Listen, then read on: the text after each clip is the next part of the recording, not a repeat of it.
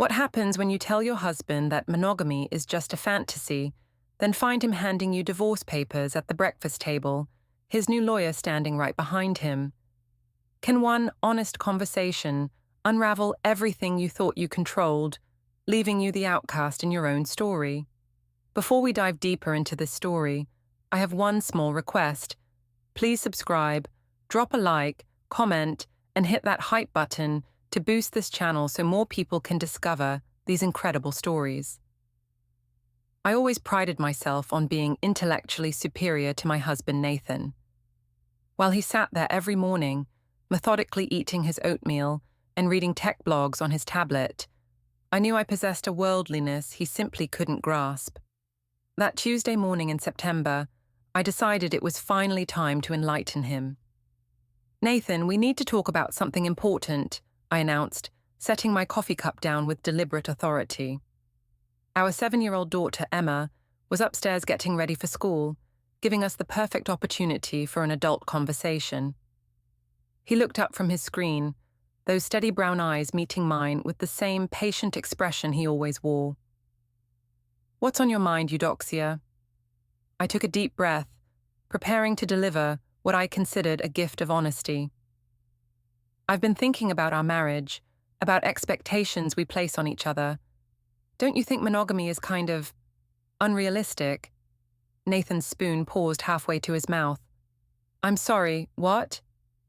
"Think about it logically," I continued, warming to my subject. "Humans aren't naturally monogamous. It's a social construct, really. All the research shows that people have wandering eyes, emotional connections with others. Why should we pretend otherwise?" The color drained from Nathan's face. He set his spoon down carefully, the same methodical way he did everything. "Are you saying you want an open marriage?" "I'm saying we should be honest about human nature. Everyone does it, Nathan. They just lie about it. I think we're mature enough to acknowledge that sometimes we might connect with other people. It doesn't mean we love each other any less." Nathan stared at me for a long moment. When he finally spoke, his voice was quiet.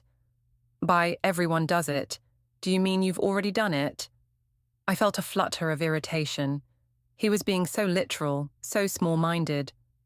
"I'm talking about emotional connections, Nathan. You know, like when you really click with someone at work, or when you meet someone who just gets you in a way your spouse doesn't." "That's not what I asked." Before I could respond, Emma bounded into the kitchen, her backpack bouncing against her small frame.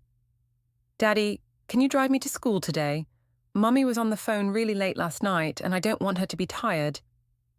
Nathan's eyes sharpened, focusing on Emma with new attention. "Of course, sweetheart. Go grab your lunchbox." As Emma skipped away, Nathan turned back to me. "Who were you talking to so late last night?" "Just a friend from work," I said quickly. "See, this is exactly what I mean. You're already getting suspicious and jealous over nothing. Wouldn't it be healthier if we just acknowledged that we both have friendships and connections outside our marriage?" Nathan stood up, his chair scraping against the kitchen floor. "I need to think about this conversation, Eudoxia. We'll talk more tonight." After he left with Emma, I felt a surge of satisfaction. I'd planted the seed. Nathan was conventional, but he was also logical. Once he thought it through, he'd see I was right. I pulled out my phone and scrolled to Julian's contact. "Mission accomplished," I texted. "Had the talk with N. He's processing, but I think he'll come around." Julian's response came quickly. "You sure about this approach? Seems risky." I smiled. Julian was sweet, but he didn't understand Nathan like I did. Nathan was predictable, safe. He'd never leave me, especially not over something as natural as human connection. That evening, Nathan was unusually quiet during dinner. He helped Emma with her homework while I cleaned the kitchen, and I could feel him watching me as I moved around. When Emma was finally in bed, he approached me with his tablet in hand. "Eudoxia, I found something on your tablet earlier. It was unlocked on the counter." My stomach dropped. "What do you mean?" He turned the screen toward me. There, in full view, was my message thread with Julian from 3 nights ago. Messages that went far beyond emotional connection. Can't wait to see you tomorrow. N is working late again, so we'll have plenty of time. You drive me crazy, Eudoxia. I've been thinking about last weekend all day. I know, me too. Sometimes I think about just leaving everything behind and starting fresh with you. Nathan's voice was steady, but I could see the hurt in his eyes. Is this what you meant by emotional connections? I felt cornered, but I refused to back down. Nathan, you're taking those messages out of context. Julian and I have a deep friendship. Yes, sometimes we talk about hypotheticals, but that's exactly what I was trying to explain this morning. These feelings are natural. The problem isn't having them, it's lying about them. So you're admitting you're having an affair. I'm admitting that I'm human, I shot back. I'm admitting that I refuse to live in denial like most married couples. Julian understands me in ways you don't. That doesn't mean I love you less. Nathan set the tablet down on the coffee table. How long? Does it matter? Nathan, you're missing the bigger picture here. I'm trying to save our marriage by being honest about reality. How long, Eudoxia? I sighed. 6 months. But it's not what you think. We talk, we connect intellectually. Sometimes we meet for drinks. It's not some sordid affair. Nathan was quiet for so long I thought he might be having some kind of breakdown. Finally, he looked up at me. I need some time to process this. I'm going to sleep in the guest room tonight. As he walked away, I called after him. Nathan, don't make this bigger than it is. We can work through this like adults. He paused at the bottom of the stairs. You're right about one thing, Eudoxia. We are going to handle this like adults. Something in his tone made me uneasy, but I pushed the feeling away. Nathan was hurt, but he'd come around. He always did. 2 weeks later, I was feeling confident about my approach. Nathan had been distant but civil, and I interpreted his calm demeanor as acceptance. I decided it was time to test the waters with our social circle. The opportunity came at Julian's wine bar on a Friday night. I'd arranged to meet our usual group there, couples we'd known for years who considered themselves progressive and open-minded. If anyone would understand my perspective, it would be them. So I had the most interesting conversation with Nathan recently, I announced after our second round of drinks arrived. We were talking about marriage expectations and how unrealistic some of them are. Sarah, my friend from dental school, leaned forward with interest. Oh, what kind of expectations? Well, like the idea that one person can meet all your emotional and intellectual needs for 50 years. I mean, come on. We're not living in the 1950s anymore. Tom, Sarah's husband, chuckled. Eudoxia's always been the philosopher in the group. I'm serious, though, I continued, emboldened by their attention. Nathan and I were discussing how the whole soulmate concept is basically a myth. People grow and change. Sometimes you connect with someone new who understands the person you're becoming. I glanced around the table, noting the mix of curious and uncomfortable expressions. I think mature couples should be able to acknowledge when they have meaningful connections outside their marriage, don't you? Are we talking about emotional affairs? Asked Jennifer, Mark's wife. I'm talking about being honest about human nature instead of pretending we're all immune to attraction and connection, I replied smoothly. I think couples who can discuss these things openly actually have stronger marriages. Mark shifted uncomfortably. Where's Nathan tonight? I'd be curious to hear his take on this theory. Nathan's processing, I said with a wave of my hand. He's very traditional, but he's starting to see my point.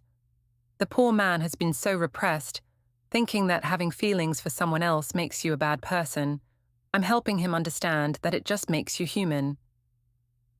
From across the bar, I caught Julian's eye. He was working tonight, mixing drinks with his usual effortless charm. The knowledge that he was listening to our conversation added an extra thrill to my words. So you're saying you'd be okay if Nathan developed feelings for another woman? Sarah asked carefully. Of course, I lied smoothly. As long as he was honest about it. That's the key, honesty. Most people sneak around and lie because society has made them feel ashamed of perfectly natural feelings. The conversation continued for another hour, with me holding court and explaining my enlightened views on modern relationships. I felt brilliant, sophisticated, ahead of my time. These people would go home tonight thinking about what I'd said, questioning their own assumptions. It wasn't until I got home that I realized Nathan's car wasn't in the driveway. Emma was at his mother's house for the weekend, so I'd expected to find him reading or watching television. Instead, I found a note on the kitchen counter. "Gone to dinner with Leo and Mum. Back late. We need to talk tomorrow." I frowned. Nathan rarely spent time with his family without me, and his mother Deborah had always been coolly polite at best. Something about the note bothered me, but I pushed the concern away. The next morning, Nathan was already up and dressed when I came downstairs. He was sitting at the kitchen table, with his laptop open and a notepad beside him. "How was dinner with your family?" I asked, trying to keep my tone light. "Informative," he replied without looking up. "Deborah had some interesting things to tell me." "Oh, about what?" Nathan finally met my eyes. "About the calls she's been getting. Apparently, word is getting around about your views on marriage. Emma's teacher mentioned something to her yesterday about family changes when she picked Emma up from school." My stomach clenched. "What do you mean?" "I mean, people are talking, Eudoxia, about your enlightened philosophy on adultery, about how you've been explaining to anyone who'll listen that I'm some kind of repressed prude who doesn't understand human nature." "I never said that." "Didn't you?" Nathan's voice was still calm, but there was steel underneath it. "Because according to multiple sources, you've been quite vocal about my shortcomings as a husband, about how I don't meet your intellectual needs, about how backward I am for expecting fidelity." I felt heat rise in my cheeks. "Nathan, you're blowing this out of proportion. I was having philosophical discussions with friends. I'm not responsible for how people interpret." "Philosophical discussions." Nathan closed his laptop with a sharp click. "Is that what you call telling Jennifer Morrison that I'm emotionally neglectful? Or explaining to the book club that I'm too boring to keep a woman interested?" "I never said you were boring." "No? Because Deborah got a very detailed account from Patricia Williams about your thoughts on my predictable routines and how they drove you to seek excitement elsewhere." I realized I'd underestimated how quickly gossip traveled in our social circle. "Nathan, I was trying to help people understand that marriages go through phases, that sometimes people need different things." "Stop." Nathan held up his hand. "Just stop. I don't want to hear any more of your justifications." He stood up and walked to the window, looking out at our backyard where Emma's swing set sat empty. "I've been doing a lot of thinking over the past 2 weeks, Eudoxia. About our marriage, about what you said, about what I want for my future." Something in his tone made my chest tight. "What are you saying?" "I'm saying I've made some decisions, and I think it's time you understood the consequences of your honesty." Nathan turned back to me, and for the first time in our 8-year marriage, I didn't recognize the expression on his face. "We have a meeting Monday morning at 10, downtown law office. The address is on the counter." I looked where he pointed and saw a business card for Rubenstein and Associates, Family Law. "Nathan, what is this?" "It's reality, Eudoxia. The kind you've been so eager to embrace." As he walked past me toward the stairs, I grabbed his arm. "Nathan, wait. We can talk about this. We don't need lawyers. I thought you were processing. I thought you understood." He gently removed my hand from his arm. "I did process it, and I do understand. I understand that you've been having an affair for 6 months. I understand that you've been humiliating me in public while I tried to save our marriage. And I understand that you think I'm too weak and stupid to do anything about it." "That's not true, isn't it?" Nathan's voice was quiet, but his eyes were hard. "You told me yourself that everyone does it, that I should accept it like an adult. Well, I'm going to handle this exactly like an adult, Eudoxia. Legally, properly, and with dignity." As he disappeared upstairs, I sank into a kitchen chair, my hand shaking. This wasn't how it was supposed to go. Nathan was supposed to be reasonable, understanding. He was supposed to see that I was trying to evolve our marriage, not destroy it. I pulled out my phone and called Julian. "We have a problem," I said when he answered. "What kind of problem?" "The kind that involves lawyers." There was a long pause. "Eudoxia. Maybe this is a sign that we should cool things down for a while. I never wanted to break up a family." "You're not breaking up anything," I said quickly. "Nathan's just being dramatic. Once he calms down and thinks rationally—" "I don't think he's being dramatic," Julian interrupted. "I think he's being smart. And honestly, I think you should consider that maybe you pushed this too far." After he hung up, I sat alone in my kitchen, staring at the business card Nathan had left behind. For the first time since this whole thing started, I wondered if I'd miscalculated. Monday morning arrived with the weight of inevitability. I'd spent the weekend trying to reach Nathan, attempting to explain that we could resolve this without involving lawyers, but he'd been politely unreachable. He'd taken Emma to his mother's house Sunday afternoon and hadn't returned. The law office of Rubenstein and Associates occupied the 15th floor of a downtown high-rise. As I sat in the pristine waiting room, I rehearsed the points I wanted to make. This was all a misunderstanding. Nathan was hurt, but we could work through it. We had a child to consider. When the receptionist called my name, I was led into a conference room where Nathan sat beside a woman I didn't recognize. She was younger than I'd expected, maybe early 30s, with dark hair pulled back in a professional bun and intelligent eyes behind wire-rimmed glasses. "Mrs. Crane, I'm Ruby Rubenstein," she said, standing to shake my hand. "Please, have a seat." I noticed immediately that Ruby addressed Nathan as Nathan, but me as Mrs. Crane. The subtle power dynamic wasn't lost on me. "I want to start by saying that this doesn't have to be adversarial," I began, settling into my chair. "Nathan and I are both intelligent people.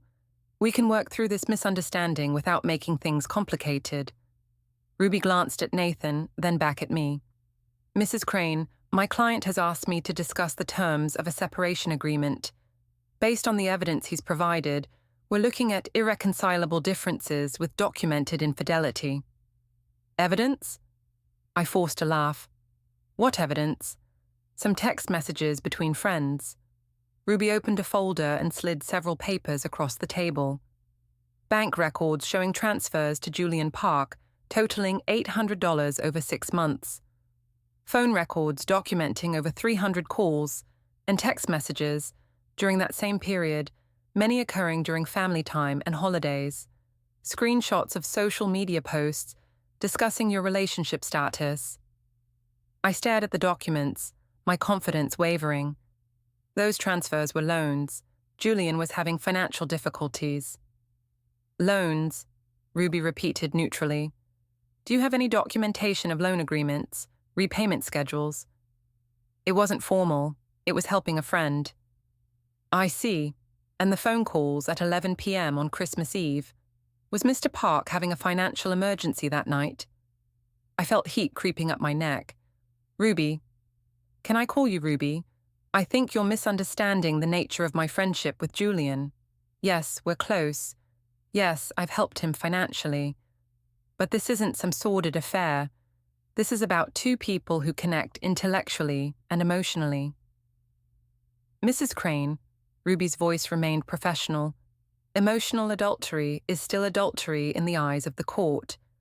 But we also have evidence of physical meetings, hotel receipts, restaurant charges on days when you told your husband you were working late." My mouth went dry. "How did you—" "Your husband is very thorough," Ruby said simply. "He's also been documenting the impact of this situation on your daughter. Emma's teacher has expressed concerns about behavioral changes. Your mother-in-law has provided statements about Emma's questions regarding why Mommy is always on the phone." I looked at Nathan, who had remained silent throughout this exchange. "Nathan, you're really going to drag Emma into this? You're going to put our daughter through a divorce because you can't handle the fact that I have a friend?" Nathan spoke for the first time since I'd arrived. I'm protecting Emma from growing up in a home where lies and betrayal are normalized. I'm protecting her from learning that this is what marriage looks like. This is exactly what I was trying to prevent, I said, my voice rising. I was being honest with you. I was trying to avoid the lies and sneaking around that destroy marriages. I was trying to evolve our relationship into something more mature. Ruby leaned forward slightly. Mrs. Crane, can you help me understand something?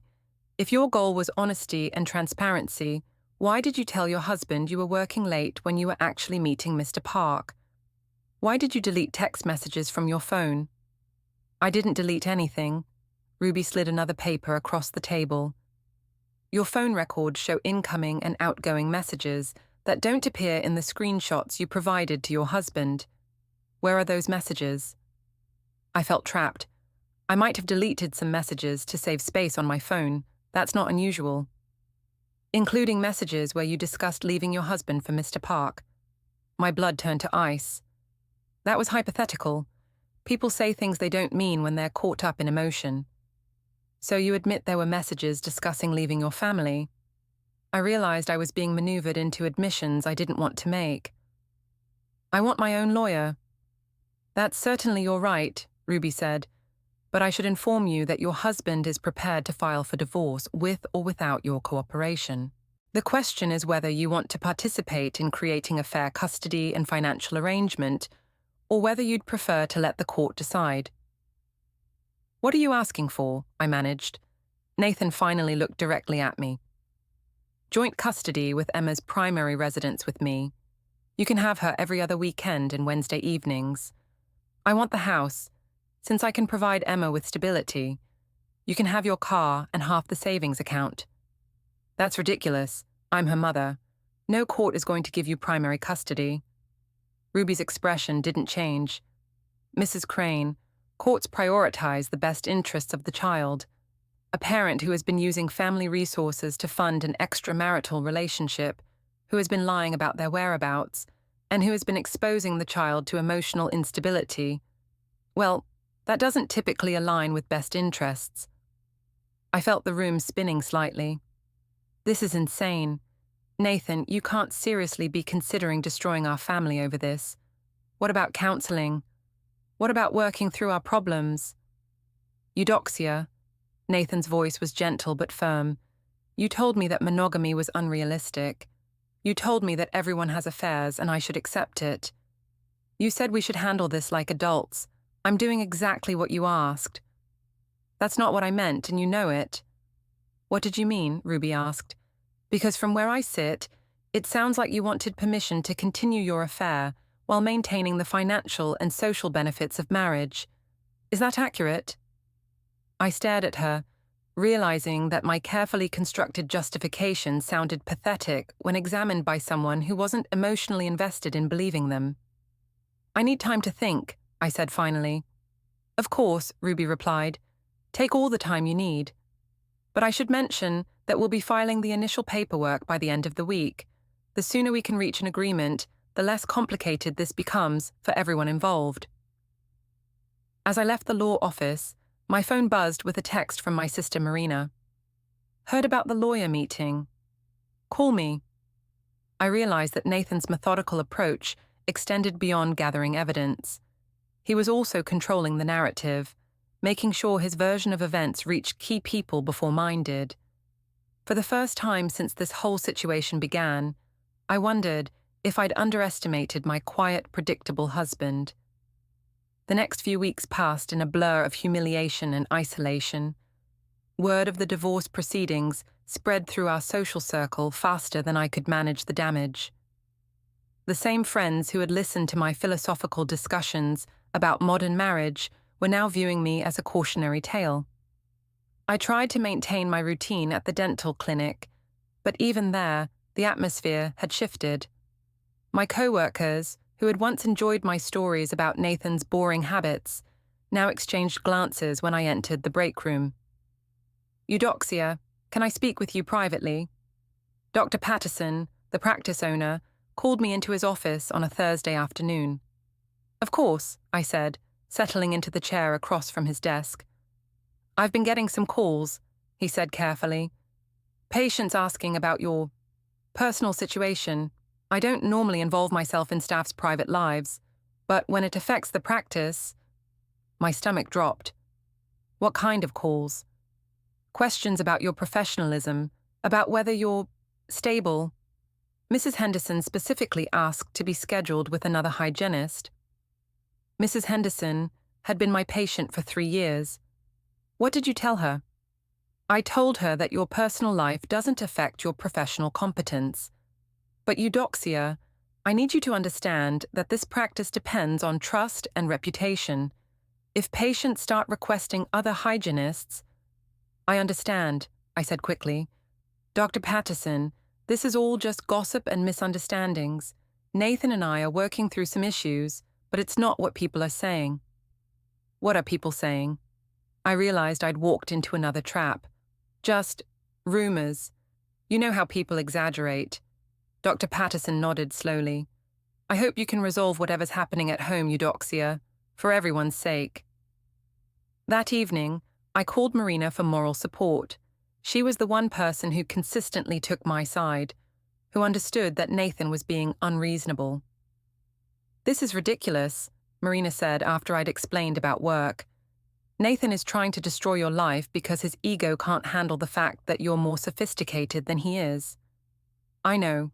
But Ruby, his lawyer, she's making everything sound so calculated and terrible. She's twisting my words and making it seem like I was planning to leave him all along." "Were you?" The question caught me off guard. "I don't know. Maybe sometimes I thought about it, but thinking isn't doing." "Eudoxia, maybe you should consider that you don't actually want to stay married to Nathan. Maybe this is the universe giving you an opportunity to start fresh. With Emma, and lose the house. Marina, I can't afford to live on my own with a 7-year-old. What about Julian?" I'd been avoiding that topic. Since the lawyer meeting, Julian had been increasingly distant. Our conversations had shifted from romantic to practical, and he'd started mentioning how complicated everything had become. Julian and I were taking things slowly while I deal with the divorce. Slowly. "Eudoxia, the man better step up. You're losing everything for him." After hanging up with Marina, I sat in my empty house. Nathan was keeping Emma at his mother's most nights now, and tried to figure out how everything had gone so wrong. I'd been honest about my feelings. I'd tried to have an adult conversation about the realities of marriage. Instead, I was being painted as some kind of villain. My phone buzzed with a text from an unknown number. "This is Ruby Rubenstein. Nathan would like to schedule a meeting to finalize custody arrangements. Are you available Friday at 2 p.m? I stared at the message, realizing that Ruby was now communicating with me directly instead of through Nathan. The professional distance felt ominous. Friday's meeting was different from the first one. This time, I brought my own lawyer, a harried-looking man named David Chen, who specialized in family law, and had squeezed me in as a favor to Marina's boyfriend. "My client is prepared to agree to joint custody," David announced, after reviewing Nathan's proposal. "But we think the current arrangement is too restrictive. Mrs. Crane should have Emma at least 3 nights per week." Ruby consulted her notes.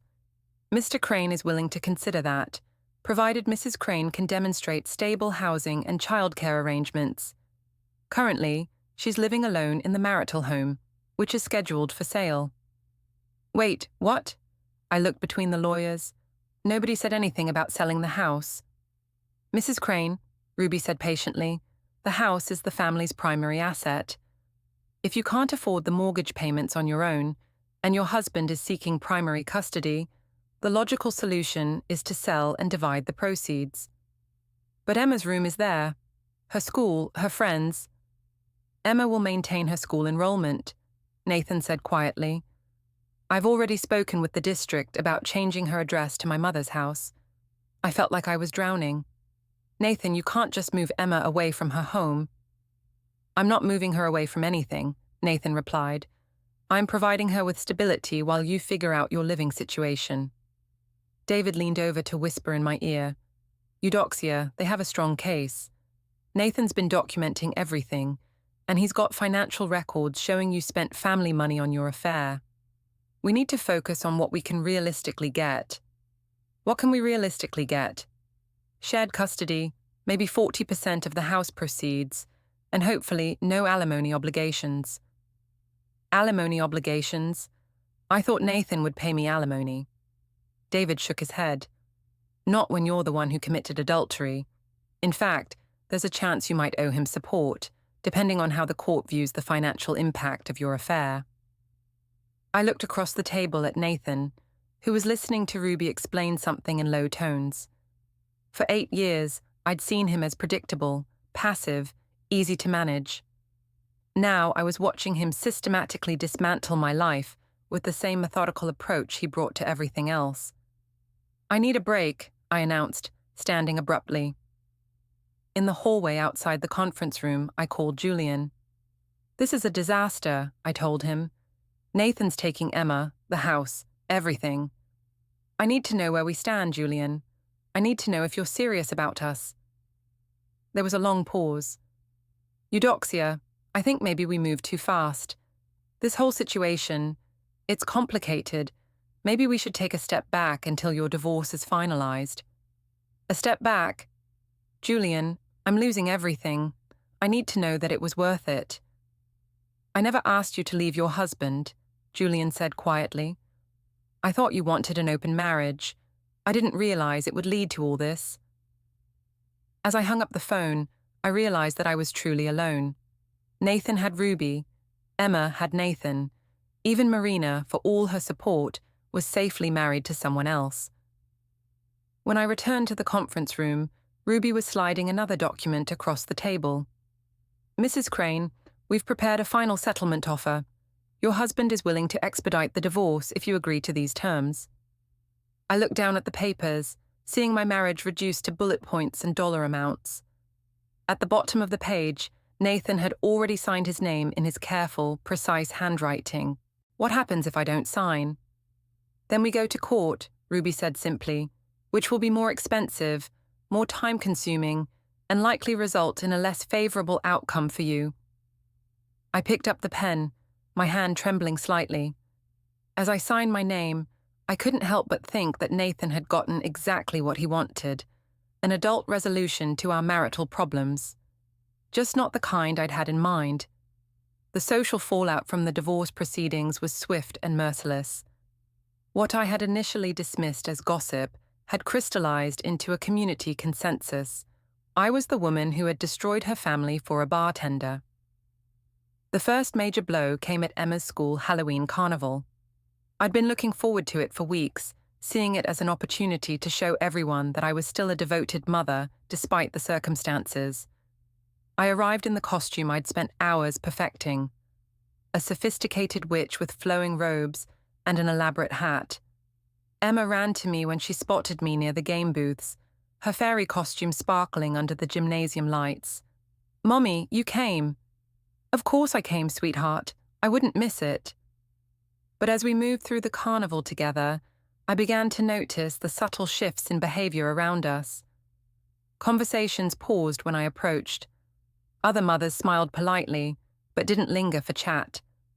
Children who had played at our house countless times suddenly seemed busy with other activities. The most painful moment came when Emma tugged on my sleeve and pointed toward the face painting booth. "Can I get my face painted like a butterfly?" "Absolutely," I said, leading her toward the booth where Mrs. Rodriguez, the PTA president, was wielding brushes and paint. "Hi, Mrs. Rodriguez," I said brightly. "Emma would love a butterfly if you have time."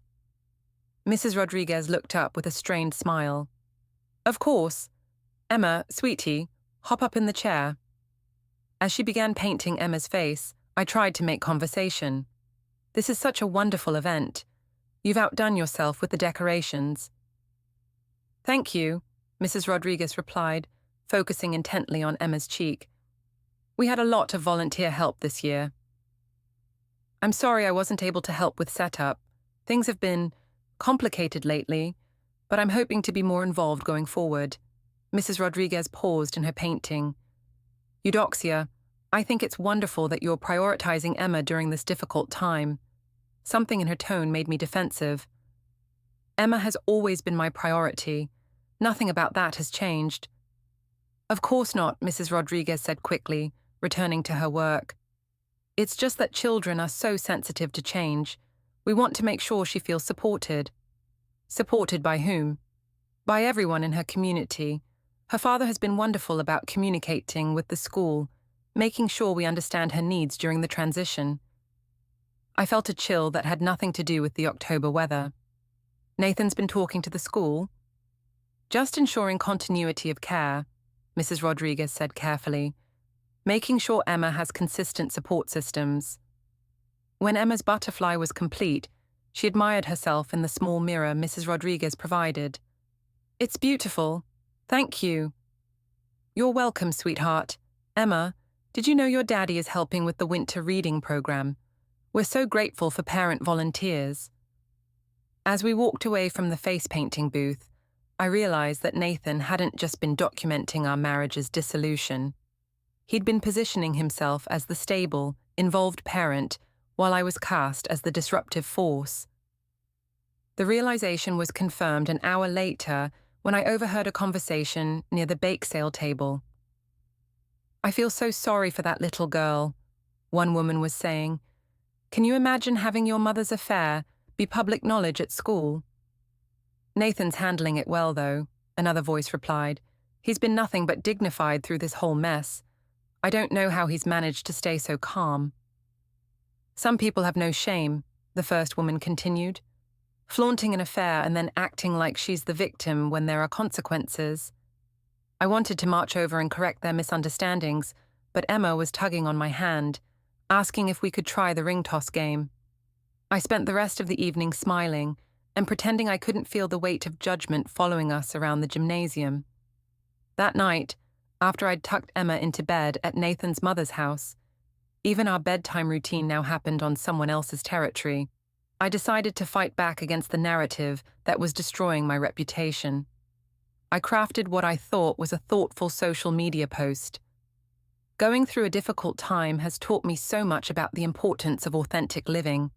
It's easy to judge others when you haven't walked in their shoes. Marriage is complex, and sometimes the most loving thing you can do is acknowledge when you've grown in different directions. I'm grateful for friends who understand that life isn't always neat and tidy, and that good people can make difficult choices for complicated reasons. Here's to embracing our imperfections and supporting each other through life's challenges. Authenticity, espan growth, et moving forward. I thought the post struck the right tone, vulnerable but not victimized, philosophical without being defensive. Within an hour, it had received several likes and supportive comments from Marina and a few other friends. But by morning, the post had taken on a life of its own. Someone had screenshot it and shared it in a local Facebook group with the caption, "When you destroy your family, but make it about personal growth." The comments on that post were brutal. Imagine thinking an affair is authentic living. That poor husband and daughter. Difficult choices for complicated reasons. I wanted to sleep with someone else. This is what happens when people think they're too enlightened for basic morality. I deleted my original post, but the damage was done. The screenshot continued circulating, and I realized that anything I said would only make things worse. The final blow came 2 days later, when Dr. Patterson called me into his office again. Eudoxia, I've received more patient complaints. Mrs. Chen specifically requested that you not treat her daughter anymore. She said she doesn't want her child exposed to that kind of influence. Dr. Patterson, this is discrimination. My personal life has nothing to do with my professional competence.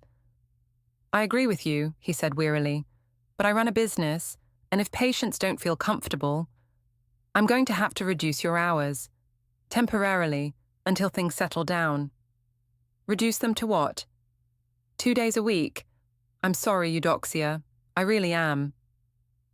As I drove home from work that day, I passed the wine bar where Julian worked. On impulse, I pulled into the parking lot and went inside.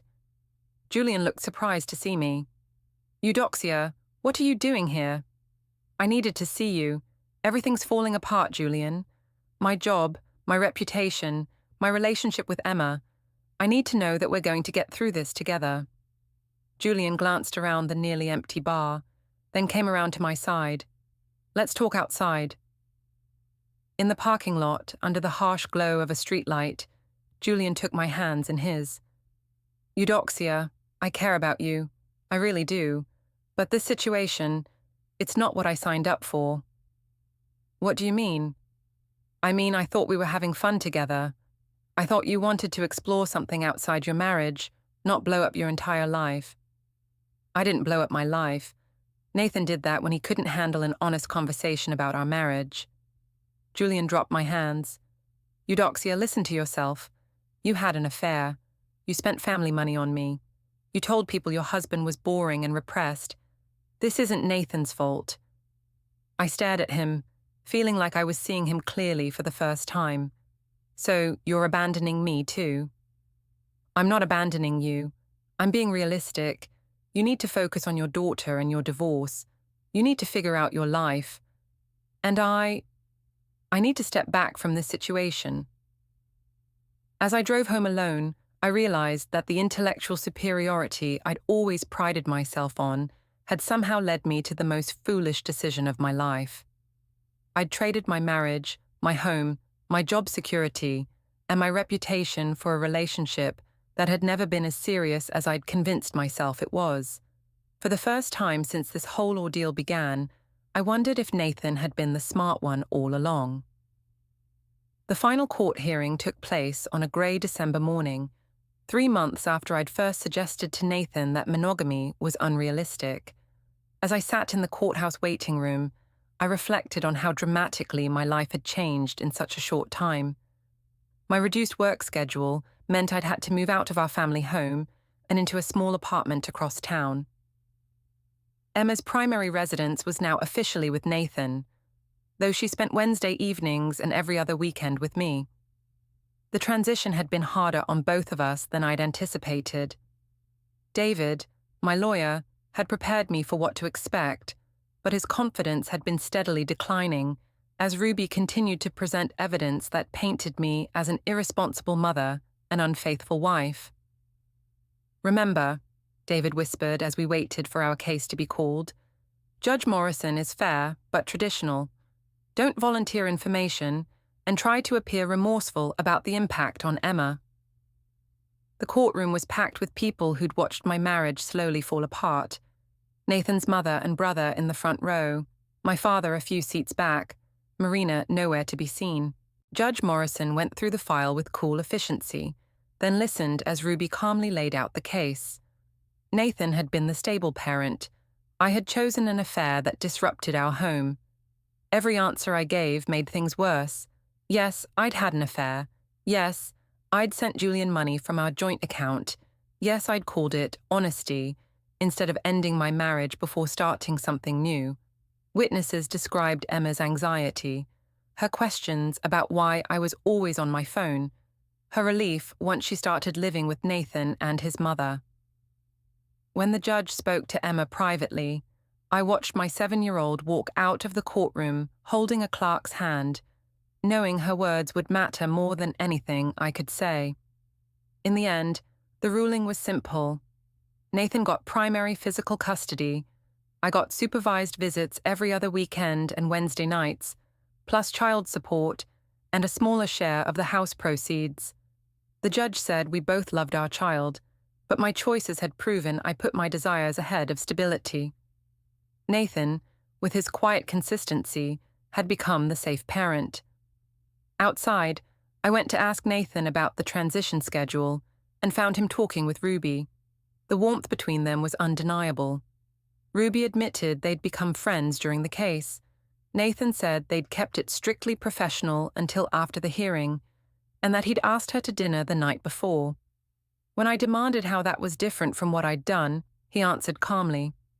He'd ended our marriage before starting anything, hadn't lied to me, hadn't spent family money on someone else, hadn't humiliated me while pretending to work things out. As I watched them walk away together, then spotted them later laughing over coffee, it hit me. Nathan hadn't suddenly become someone new. He was the same steady man I'd always dismissed as boring. The difference was that someone else finally appreciated what I had thrown away. And I realized, far too late, that the real failure in our marriage hadn't been his lack of excitement, but my inability to value the solid, faithful love I already had.